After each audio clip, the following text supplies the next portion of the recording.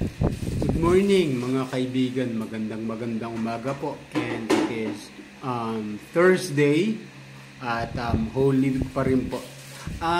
Yung in-stitch ko po ay isa pong Supreme Court decision na doon sa United Kingdom ay pinaboran ng kanilang Korte Suprema na ang definition ng women or babae is someone who is born as biological woman.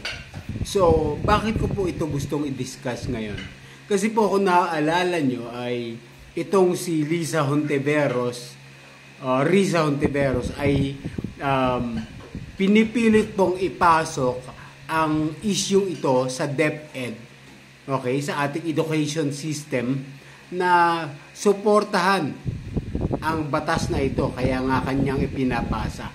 Ngayon, para mas maunawaan nyo, kasi mahabang usapin po ito, i-search nyo na lang po yung transgenderism issue sa Google, okay, or transgenderism issue in the West, para mas maunawaan nyo ang aking pinaguhugutan. Kasi ang laking issue talaga to, at kung isi-search nyo yun, malamang bigyan kayo ng link sa Google, link sa YouTube, sa lahat ng social media.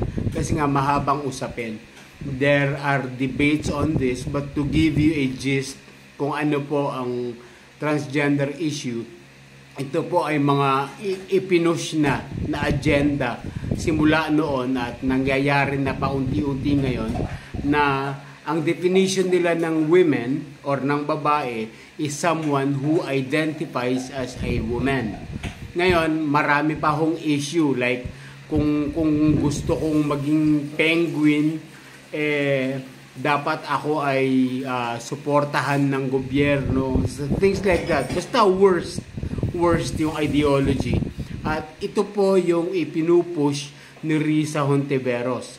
So, this is a big reason why hindi na kailangang manalo ang sino man sa Liberal Party. Alam naman natin na since 10 lang ay kung napapansin nyo, merong agenda na ipinupush si Kiko at si Bam Aquino. So, of course, nandiyan pa si Chel Jokno, si Risa Hontiveros nga.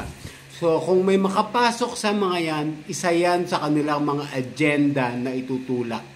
So, never vote for any liberal party. Kasi, mga walang hiyaya mga yan. Nabubuhay ang mga hinayupak na yan para sa sarili nilang mga agenda. Okay? Hindi nila mahal ang Pilipinas. Mahal lang nila ang kanilang political party, mahal nila ang kanilang mga sarili. Ayan po ang katotohanan. Ayan po ang katotohanan sa Liberal Party. So, never vote for them. Of course, PDP laban straight. Since humahaba na ang issue, bahala na kayong magdagdag sa 2. Basta doon sa 10, no excuses. Okay?